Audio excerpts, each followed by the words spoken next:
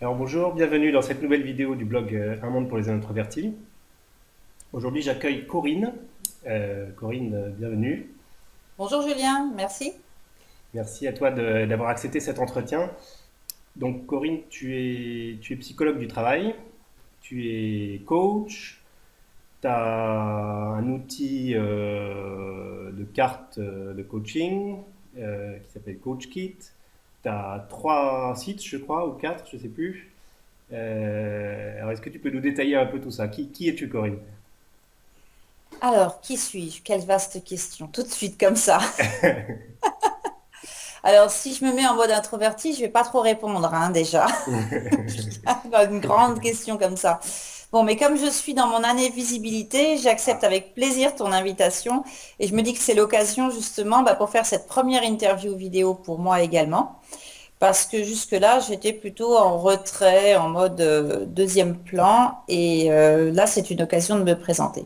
Alors, en effet, je suis psychologue du travail, c'est une de mes étiquettes, on va dire. Je suis coach, et mon métier principal, c'est d'accompagner les gens dans leur gestion de carrière. Donc, ça peut passer par un bilan de compétences, qui est une structure française qui existe sur la gestion de carrière, ou de l'outplacement, c'est-à-dire accompagner les transitions professionnelles ou définir un nouvel objectif professionnel. Voilà.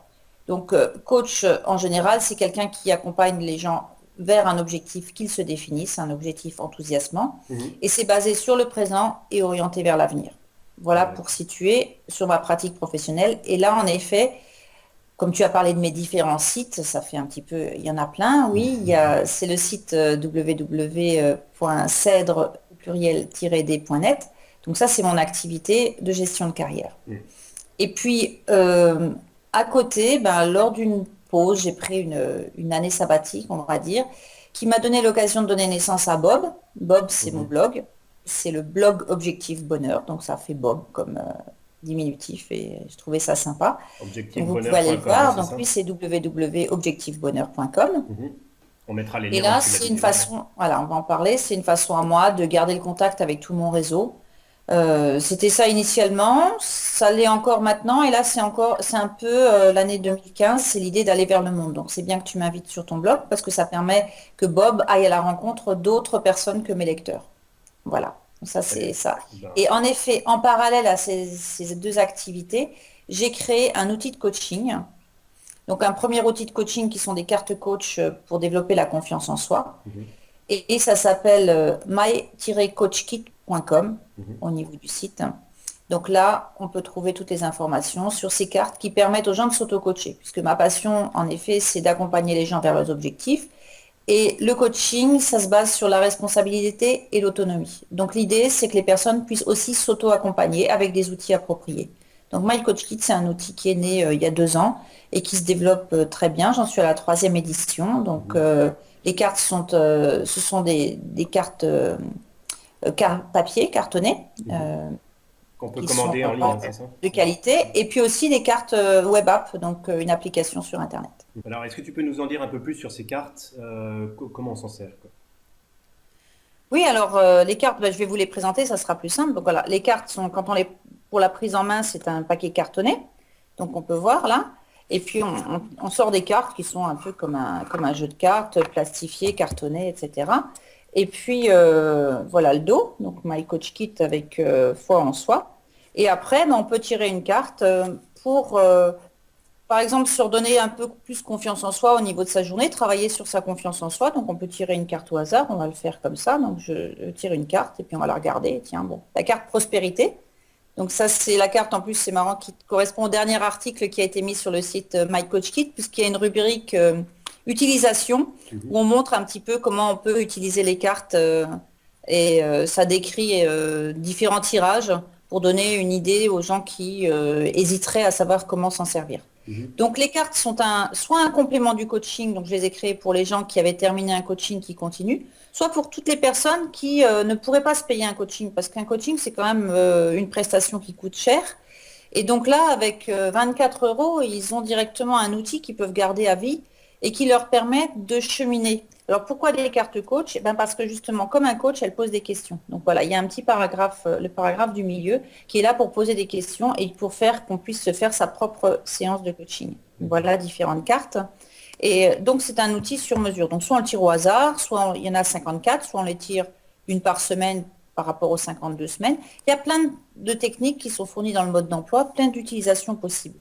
Le principe, c'est de pouvoir développer ses compétences, en particulier la confiance en soi, et de s'orienter vers ses projets. Et de pouvoir la faire en toute autonomie. Voilà le pourquoi des cartes. Donc très simple, normalement c'est à partir de 12 ans, c'est-à-dire que les mots utilisés sont des mots faciles, Mhm. et puis qu'on puisse l'utiliser autant qu'on veut. Voilà. D'accord. Alors, je sais que toi, c'est pas un thème qui t'a beaucoup parlé au début. En fait, t'avais un. Quand on s'est rencontrés, en fait, quand j'ai commencé à te parler de ce thème, j'ai vu un peu tes cheveux qui s'hérissaient sur la tête, Ah oui, oui, hein, t'as vu, et que- puis ça peut aller haut, hein. Merci pour mes cheveux. comme si tu disais, oh là là, il veut encore nous mettre les gens dans des cases et tout. Bon. Euh, J'avoue, non, mais y- je me suis demandé pourquoi mettre, voilà, alors pourquoi après, faire cette case-là. alors d'abord, est-ce que toi, tu as réfléchi si toi-même tu étais introverti? Hmm. Alors, en effet, alors, on s'est rencontrés en septembre 2014, donc ça fait quelques mois, et depuis septembre, voilà, on travaille ensemble. Alors, c'est vrai que ma première réaction, c'est quoi cette histoire d'introverti? On s'est rencontrés dans une réunion publique et moi, je suis franco, donc quand je pense que je dis ce que je pense et donc, je pense ce que je dis. Donc, ça a été, oh, bon, et ça me parlait pas trop. Mhm. Mais par contre, la rencontre humaine entre nous, elle, me parlait en me disant, bah tiens, qu'est-ce qui fait qu'on a tellement de facilité à discuter? Mhm. Et j'ai voulu en savoir plus sur le thème. J'ai pas forcément, j'en ai pas su plus le jour de notre rencontre, mais je suis allée regarder en effet sur ton blog. Les articles m'ont parlé en me disant ah bah tiens oui c'est intéressant. Et j'ai même fait le test. Moi qui déteste les tests en tant que que psy justement, eh ben je suis allée faire le test et ça m'a parlé. C'est-à-dire que ton test il m'a permis de mieux comprendre que pouvait être l'introversion. Mhm. Et j'ai réfléchi à ça différemment parce que de prime abord, je me suis dit, bon, ben, l'introverti, c'est mon mari et moi, je suis plutôt extravertie. Mais à la fois, euh, ça m'a permis de sortir de cette logique binaire Mhm. que j'aime pas, mais qui est intéressant d'utiliser. C'est-à-dire qu'on est tous dans un continuum. Si un introverti, extraverti, c'est une donnée que j'utilise en coaching aussi, c'est-à-dire entre les deux, eh ben, on peut regarder soit aller avoir envie d'être plus introverti ou avoir envie d'être plus introverti, extraverti, pardon, mais eh ben, chacun on est entre les deux. Et puis je me suis rendu compte que, eh ben, en fait, peut-être que j'étais extravertie par la facilité que j'avais à aller dans des réunions et à rentrer en contact avec les gens. Mais je suis aussi introvertie parce que bah, ce que j'aime bien, c'est rester chez moi tranquille. Je vais pas sortir. Les fêtes où il y a beaucoup de monde, je préfère avoir invité deux amis à déjeuner, voire un seul, plutôt que d'avoir une table de 10 personnes où j'aurais l'impression de toute façon on rencontre personne. Donc Mhm. ça, j'aime vraiment pas. Euh, donc j'ai aussi toute cette dynamique d'introverti, à préférer rester seul chez moi, avoir des activités plutôt solo. Le rêve, par exemple, la semaine prochaine, je suis toute seule et pour moi, c'est le pied, quoi. Mhm. Alors que je crois qu'il y a plein de gens qui se diraient, ah, je suis toute seule, les autres s'en vont en vacances, qu'est-ce que je fais? Et moi, je dis, waouh, c'est génial. Mhm. Donc, je suis introvertie de ce côté-là, je crois. Est-ce que j'ai Mhm. bien compris Ouais, la ouais, c'est logique, ça. Julien? Et alors, pour toi, donc, tu as un blog sur le bonheur. Hmm. Est-ce qu'il y a quelques tendances générales que tu dégagerais sur comment être heureux? Ah, on m'avait pas prévenu que c'était une interro sur le bonheur. Alors, mon blog, est-ce qu'il est sur le bonheur? Alors j'aurais tendance à dire, mon blog, il est sur les objectifs. Si on me dit s'il est bonheur, et si on me dit s'il est sur les Ah, objectifs, je dis qu'il est sur le bonheur. Si tu veux, je vais jouer, sans doute, je jouerai ça, je sais pas. Parce qu'en fait, c'est vraiment lié. ouais. C'est cette notion d'objectif qui est vraiment à la base du métier de coach. Et cette notion de bonheur qui est justement l'antinomie d'un objectif, puisque Mhm. le bonheur, c'est, on va dire, l'objectif ultime, mais c'est pas quelque chose euh, qui peut être atteint. Mhm. Comme on dit, le bonheur, c'est le chemin. Le bonheur, c'est de l'intégrer au fur et à mesure. Donc, je trouve que le titre Objectif Bonheur, c'est un peu paradoxal. Ah Parce que oui. l'idée, c'est de cultiver son bonheur au jour le jour et pas d'y voir simplement le bonheur comme quand je serai grande, je serai, voilà, ce qui serait un objectif. Mm, Et mm, surtout que la notion d'objectif, de toute façon, ça s'exprime au présent.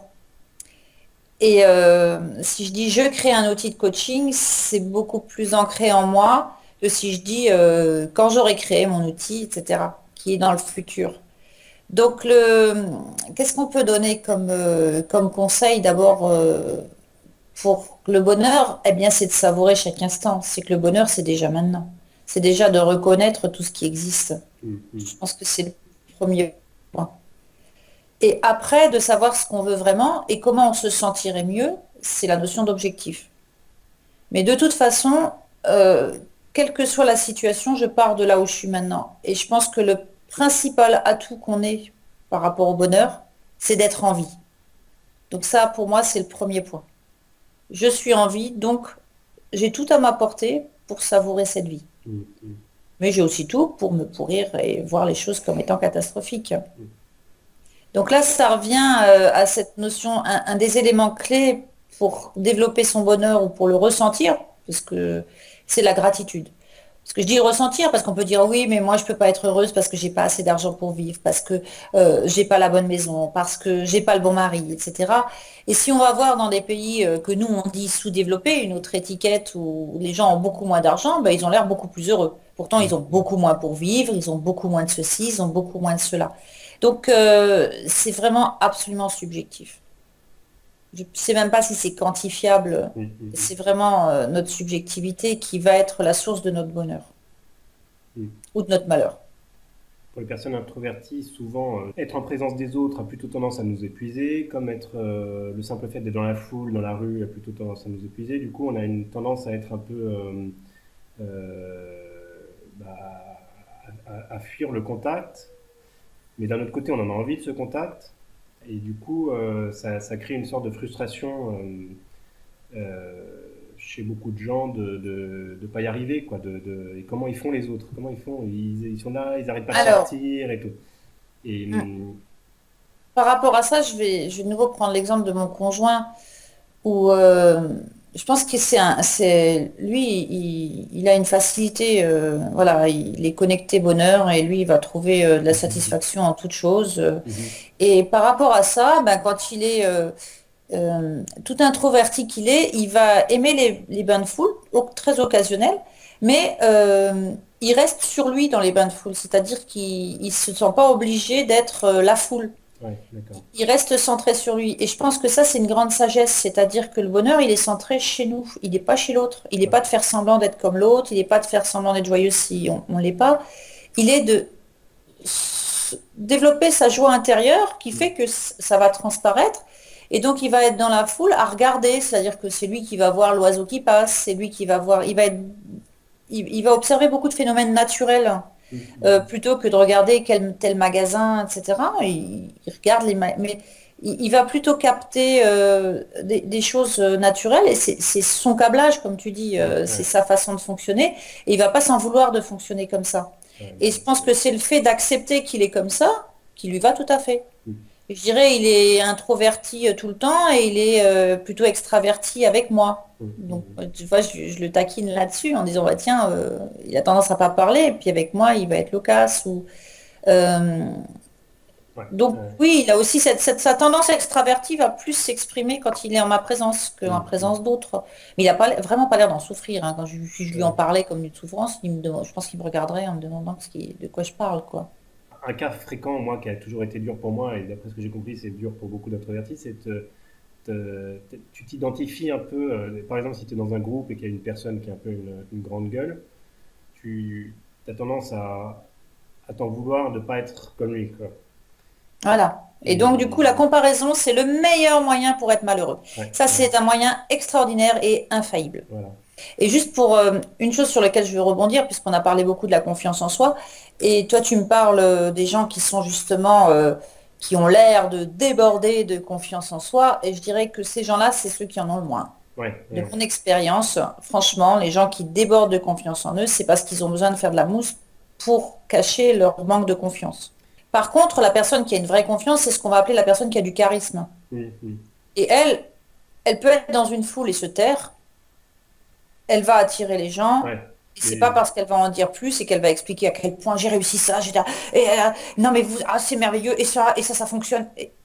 La personne qui a vraiment confiance en elle et qui a du charisme, elle n'a pas besoin d'épater la foule. mm, Donc mm, c'est vraiment, et là on revient sur la notion de continuum des deux extrêmes. Autant la personne fait du bruit, autant elle reste dans son coin. Les deux n'ont pas plus confiance en elle l'une que l'autre. ouais, C'est celle qui va être au milieu, qui va se dire, bon, ok, il y en a un qui parle plus, il y en a un qui parle moins, so what? mm. Et c'est elle qui va pouvoir être centrée. Et de plus en plus, dans ma vie, dans ma pratique, je me rends compte que cette notion d'extrême, ouais, il faut que je sois super performante, etc. Ou ouais, non, mais je suis archi nulle, c'est terrible. Les deux sont absolument non équilibrés. Ouais, Et je me rends compte que de plus en plus, le bonheur, c'est la voie du centre, en fait. C'est ce qu'on a ce qu'on appelle la voie du milieu dans les pratiques bouddhistes, même si je ne mm, connais pas. mm, Mais je me rends compte qu'il y a une cohérence dans tout ça et que chacun ramène à quelque chose de centré. Et puis centré, en fait, c'est centré chez soi. Et du coup, on peut se sentir bien. Et on peut se sentir bien, quelles que soient les circonstances. mm. Et dès qu'on se compare, en effet, c'est un bon moyen pour se sentir mal. Alors après, quel est l'antidote? Je dirais que c'est la gratitude. Mhm. De remercier pour la situation, d'avoir la chance d'être invité à ce cocktail. Bon, il y a du monde, mais ouais, j'ai la chance d'être là, c'était sympathique, j'ai rencontré tel ami. De regarder quel est le côté positif de la situation et hop, Ouais. c'est à chaque fois, voilà, le thermomètre va remonter. Mm, mm, Et on a tous le pouvoir de mettre le thermomètre tout en bas ou tout en haut. mm. Voilà. Superbe. Donc, ben, merci Corinne d'avoir accepté cet entretien. Je pense que c'était très enrichissant. Et, Merci beaucoup, Julien, de et, me permettre de me rendre visible en cette année, parce que c'est mon objectif principal de cette année, et ben, avec c'est la plaisir. visibilité. Donc, c'est une super occasion. Merci à toi. Avec plaisir. Merci au lecteur d'avoir suivi cette vidéo. Et si vous l'avez aimé, n'hésitez pas à la partager sur vos réseaux sociaux ou de mettre un petit vote sur le pouce vers le haut ou vers le bas si vous n'avez pas aimé, mais plutôt vers le haut si possible, sur YouTube. Et on se retrouve à très bientôt sur le blog Un monde pour les introvertis. Au revoir. Au revoir à tout le monde. Merci.